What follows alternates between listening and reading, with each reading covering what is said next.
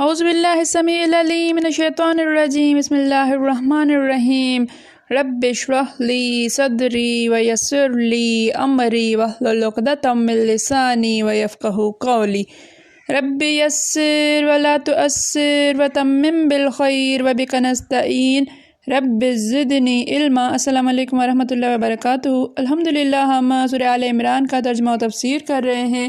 96 آیات تک ترجمہ و تفسیر الحمدللہ ہم کر چکے ہیں۔ 97 آیات کا آیت نمبر 97 کا ترجمہ ہم نے کیا تھا، تفسیر اس آیت کی رہتی ہے۔ دیکھیے، اعوذ باللہ من الشیطان الرجیم فیہ آیات بینات مقام ابراہیم، اس میں کھلی نشانیاں ہیں، مقام ابراہیم ہے۔ ومن دخلہ، اور جو کوئی اس میں داخل ہوا، کان آمنا، وہ امن والا ہو گیا۔ وللہ علی الناس حج البیت، اور اللہ کے لیے لوگوں پر فرض ہے بیت اللہ کا حج کرنا۔ من استطاع الیہ سبیلا، جو کوئی استطاعت رکھتا ہو اس کی راہ کی طرف۔ ومن کفر، ومن، اور جو کوئی کفر انکار کرے، جس کسی نے انکار کیا، فإن اللہ غنی عن العالمین، تو اللہ تعالیٰ تمام عالم سے غنی ہے، بے پرواہ ہے۔ اللہ تعالیٰ کو کوئی پرواہ نہیں ہے، دنیا سے والوں کی بے نیاز ہے وہ۔ اگر تم کفر کرتے ہو، تم انکار کرتے ہو حج کرنے کا، تمہارے پاس مال بھی موجود ہے، استطاعت بھی رکھتے ہو، سفر بھی کر سکتے ہو، اس کے باوجود حج نہیں کرتے ہو، حج کا انکار کرتے ہو، ایک چیز یہ۔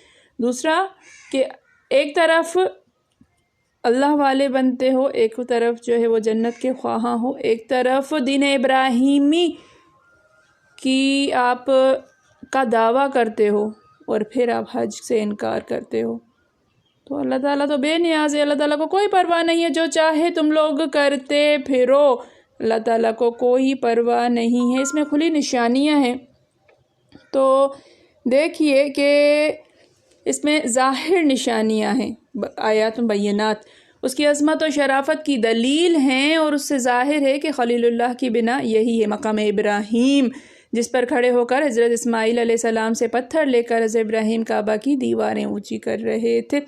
اس پتھر کے بارے میں ویسے تو ہم تفصیل اس پوری کی پڑھ آئے ہیں، سورہ بقرہ کے اندر حضرت عمر رضی اللہ تعالیٰ عنہ نے، پہلے یہ بیت اللہ شریف کی دیوار سے لگا ہوا تھا، حضرت عمر نے اپنی خلافت کے زمانے میں اسے ذرا ہٹا کر مشرق رخ کر دیا تھا کہ پوری طرح طواف ہو سکے، اور جو لوگ طواف کے بعد مقام ابراہیم کے پیچھے نماز پڑھتے ہیں ان کے لیے پریشانی اور بھیڑ بھاڑ نہ ہو، اس کی طرف نماز پڑھنے کا حکم ہوا ہے، اور اس کے متعلق بھی پوری تفسیر جو ہے وہ وَاتَّخِذُوا مِن مقام ابراہیم مصلی، سورہ بقرہ کے اندر ہم پڑھ چکے ہیں۔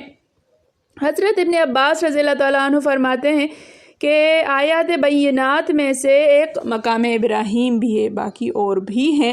حضرت مجاہد فرماتے ہیں کہ خلیل اللہ کے قدموں کے نشان جو مقام ابراہیم پر تھے، یہ بھی آیات بینات میں سے ہیں۔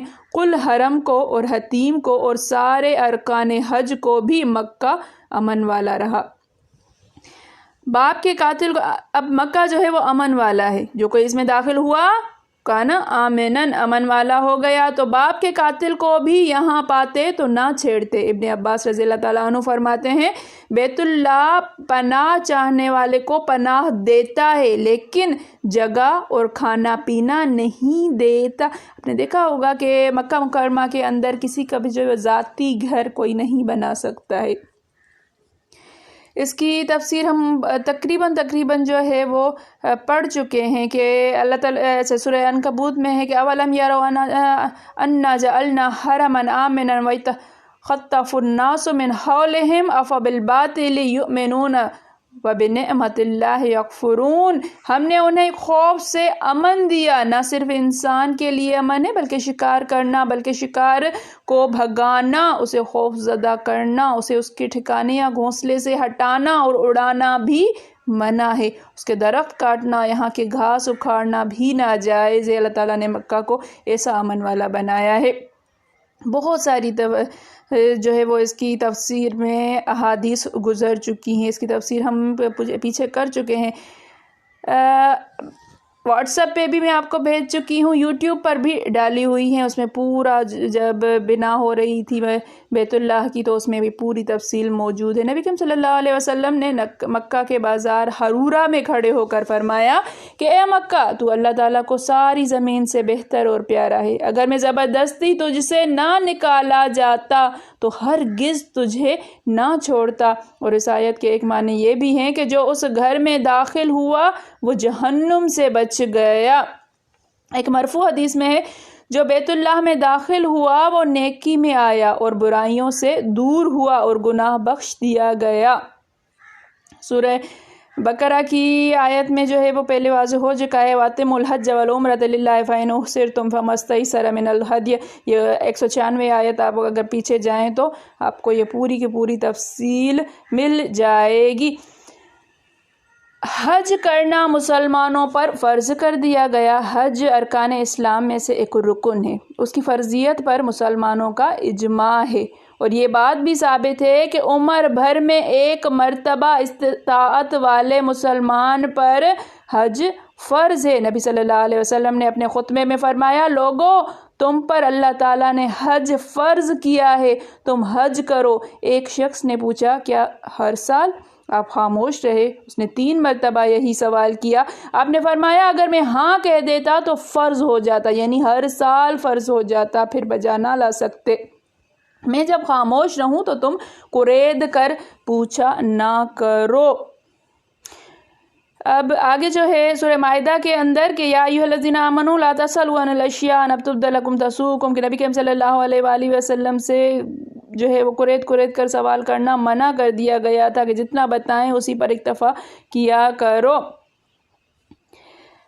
حدیث میں ہے کہ نبی کریم صلی اللہ علیہ وسلم نے حجۃ الوداع میں امہات المومنین یعنی اپنی بیویوں سے فرمایا تھا، حج ہو چکا، اب گھر سے نہ نکلنا۔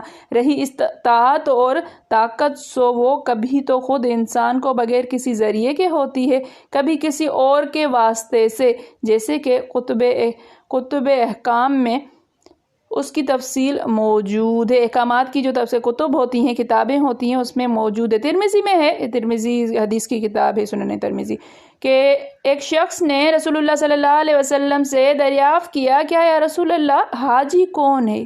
کہ حاجی کون ہے؟ آپ نے فرمایا، پراگندہ بالوں والا، میلے کچیلے کپڑوں والا۔ ایک اور نے پوچھا، یا رسول اللہ کون سا حج افضل ہے؟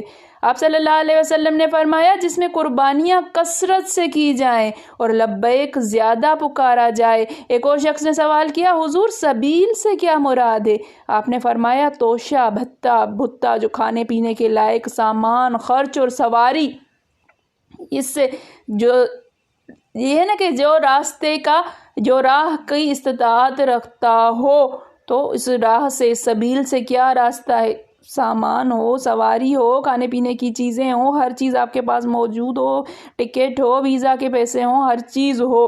اس حدیث کا راوی جو ہے وہ ضعیف بتایا گیا ہے۔ من استطاع الیہ سبیلا۔ اب زاد و راحلہ یعنی توشہ اور سواری بتائی گئی ہے، اس کی تفسیر رسول اللہ صلی اللہ علیہ وآلہ وسلم فرماتے ہیں، فرض حج جلدی ادا کر لیا کرو، نہ معلوم کل کیا پیش آ جائے۔ یہ نہیں کہ آج جو ہے وہ فرض ہوا ہے، پیسہ سب کچھ موجود ہے، ہاں بعد میں کر لیں گے، ہاں بعد میں کر لیں گے، ہاں بعد میں کر لیں گے، تو یہ چیز بہت زیادہ جو ہے وہ پکڑ کا باعث ہے۔ جیسے ہی فرض ہوتا ہے آپ کو ادا اسی سال کر لینا چاہیے۔ اللہ تعالیٰ تمام جہانوں والوں سے بے پرواہ ہے۔ حضرت علی فرماتے ہیں کہ رسول اللہ صلی اللہ علیہ وسلم نے فرمایا، جو شخص کھانے پینے اور سواری پر قدرت رکھتا ہو اور اتنا مال بھی اس کے پاس ہو، پھر حج نہ کرے تو اس کی موت یہودیت یا نصرانیت پر ہوگی۔ اللہ تعالیٰ فرماتا ہے، اللہ کے لیے لوگوں پر حج بیت اللہ ہے، جو اس کے راستے کی طاقت رکھیں، اور جو کفر کرے تو اللہ تعالیٰ تمام جہان والوں سے بے پرواہ ہے۔ اس کے راوی پر بھی کلام اس حدیث کے۔ حضرت عمر فاروق رضی اللہ تعالیٰ عنہ فرماتے ہیں، طاقت رکھ کر حج نہ کرنے والا یہودی ہو کر مرے گا یا نصرانی ہو کر مرے گا۔ فرمایا، میرا مقصد یہ ہے کہ میں لوگوں کو مختلف شہروں میں بھیجوں، وہ دیکھیں جو لوگ باوجود مال رکھنے کے حج نہ کرتے ہوں، ان پر جزیہ لگا دیں، وہ مسلمان نہیں ہیں، وہ مسلمان نہیں ہیں۔ اتنی زیادہ سختی کیا کرتے تھے صحابہ کرام۔ نبی کریم صلی اللہ علیہ وآلہ وسلم کی حج نہ کرنے والوں پر باقاعدہ وعیدیں ہیں۔ جیسے ہی حج فرض ہوتا ہے حج کر لینا چاہیے جو استطاعت رکھتا ہے۔ بعد میں کریں گے، پھر کریں گے، بعد میں ٹائم آئے گا تو اگلا پل تو کسی بھی نے بھی نہیں دیکھا۔ اللہ تعالی ہم سب کو توفیق عطا فرمائے حج کرنے کی، اللہ تعالی استطاعت عطا فرمائے، اس کے راستے کی طرف ہم سب کے لیے آسانیاں پیدا فرمائے۔ ہر مسلمان کے دل میں ایک رمق، ایک خواہش ضرور ہوتی ہے کہ اللہ تعالیٰ کے گھر جائیں، حج کریں۔ ایک مومن کی پہچان ہے یہ۔ میرے پڑھانے میں، آپ کے پڑھنے میں، میرے سمجھانے میں، آپ کے سمجھنے میں کوئی غلطی، خطا، بھول چوک ہو گئی ہو تو میں اللہ کے حضور میں توبہ کرتی ہوں اور معافی کی خواستگار ہوں۔ ربنا تقبل منا انک انت السمیع العلیم۔ السلام علیکم ورحمۃ اللہ وبرکاتہ۔